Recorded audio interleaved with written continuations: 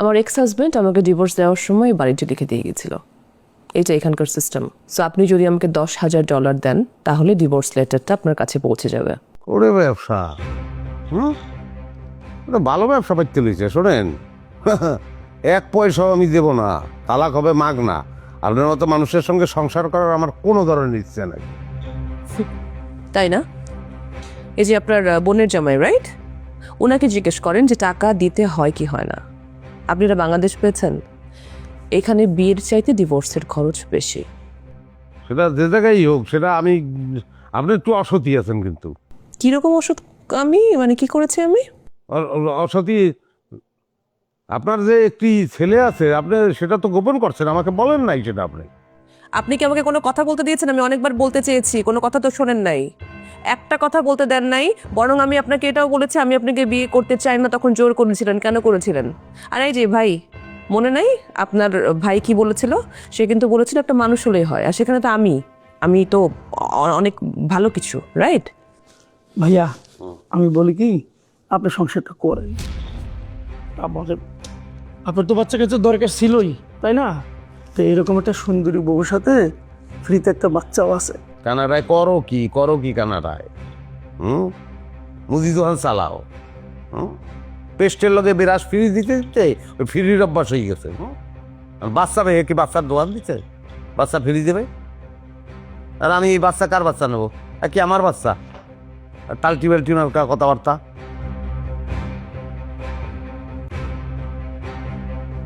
শোনেন, আমার এই যে গলায় মেডেলগুলো আছে এগুলো সবই সোনার। আমার ধারণা আপনি বেচলে যা চাইতে আছেন তার তো বেশি টাকা হইবেন। আমি যা বলতে আছি আপনি পায়ে ধরে আপনি মানিয়ে নেন, তালাকটা দিয়ে দেন, এটা ভালো হইবে।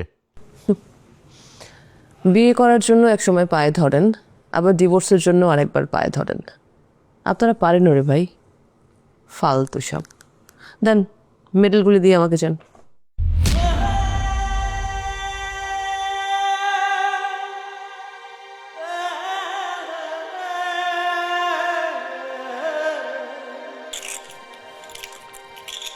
চারটা মেডেল।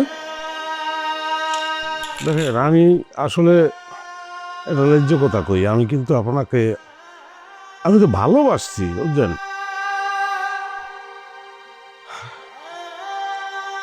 আমি কোনোদিনই আপনার ডিভোর্স দিতাম না। আপনার যদি এই সন্তানটা না থাকতো, আপনি বিবাহিত হইলেও আমি এটা বুঝ দিতে পারতাম, আমি গোপন করতে পারতাম।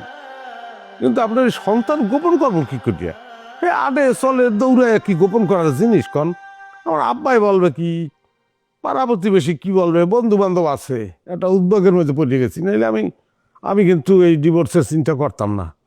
আমি তবে ন্যায্য কথা, আমার দিলের কথা, যেটা আমি কিন্তু ভালো আপনাকে বাসছি, আমি আপনার বলতে পারবো না।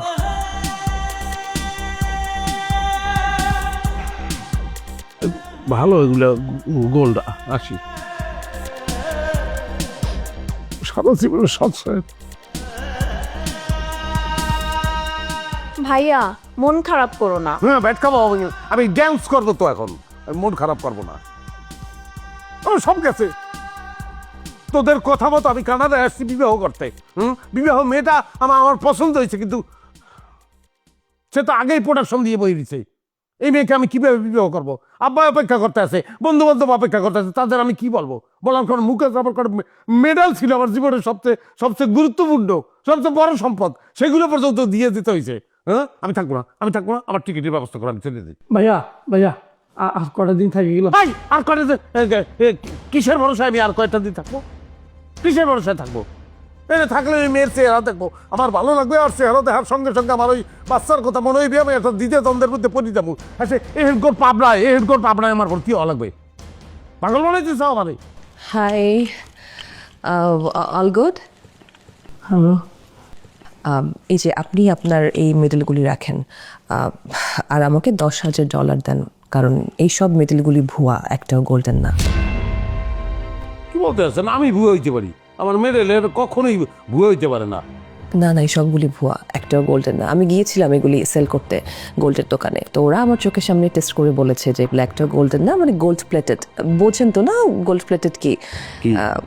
একটা টিনের মেডেলের মধ্যে ওরা গোল্ডের যে কালারটা থাকে সেটা দিয়ে জাস্ট চুবিয়ে এই কালারটা দেয়।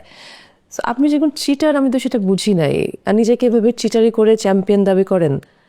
আপনি যদি আমাকে $10,000 না দেন তাহলে কিন্তু আমি জাস্ট পুলিশে কল করবো আর আপনাকে অ্যারেস্ট করে নিয়ে চলে যাবে। দেখেন আমি সিটারি করে চ্যাম্পিয়ন হই নাই। আমার ধারণা চ্যাম্পিয়ন হওয়ার পরে সিটারিটা হয়েছে।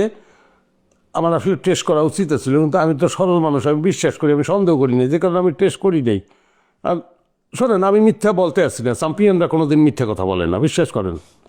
ওনার কি মনে হচ্ছে আমি মিথ্যা বলছি? আমিও কিন্তু মিথ্যা বলছি না। আপনি চলেন আমার সাথে, আমি আপনাকে টেস্ট করাচ্ছি, চোখের সামনে দেখে নেবেন এটা আসলে গোল্ড নাকি গোল্ড না। আচ্ছা শোনেন, বুঝলাম এগুলো নকল শোনা, কিন্তু এই মুহূর্তে তো আমাদের পক্ষে $10,000 ম্যানেজ করা সম্ভব না, কি বলো? না না, আমি তো এত কিছু জানি না। উনি যেহেতু আমাকে বিয়ে করেছেন, যদি তালাক দিতে চান তাহলে আমাকে $10,000 দিতে হবে, আর দিতে না পারলে তো সংসার করতে হবে আমার সাথে। সোনাকেই জিজ্ঞেস করেন উনি আসলে কি করতে চান। ভাইয়া এখন কি করবেন?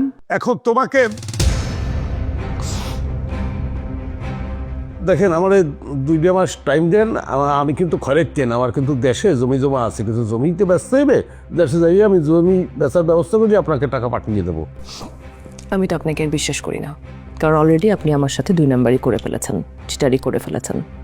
আপনাকে টাকা এই দেশে বসেই দিতে হবে, কারণ আমি বেশি দিন ওয়েট করব না। আর যদি যতদিন পর্যন্ত আপনি টাকা আমাকে না দিতে পারছেন, ততদিন পর্যন্ত আমার সাথে আপনাকে সংসার করতে হবে এবং আমার বাড়িতে গিয়ে থাকতে হবে, আর আমার সন্তানকে দেখাশোনা করতে হবে। আর তা না হলে তো আমি পুলিশে কল দেব, আর পুলিশ এসে আপনাকে নিয়ে চলে যাবে। ভাইয়া এখন কি করবেন? এখন মনটাই চাইছে তো তোমার একটা লাথি দিতে। পাপ করছিলাম, আমি পাপ করছিলাম, পাপের প্রায়শ্চিত্ত এখন আমার ভোগ করতে হইতে আছে। বাবু, পাপ যে কি করছি এটাই মিশিয়ে বেঁচে আছি না, ব্যবস্থা আমার না আমার এনে তৈরি। চলেন যাই। হ্যাঁ চলেন। আসি, হ্যাঁ, থ্যাংক ইউ। বাচ্চা না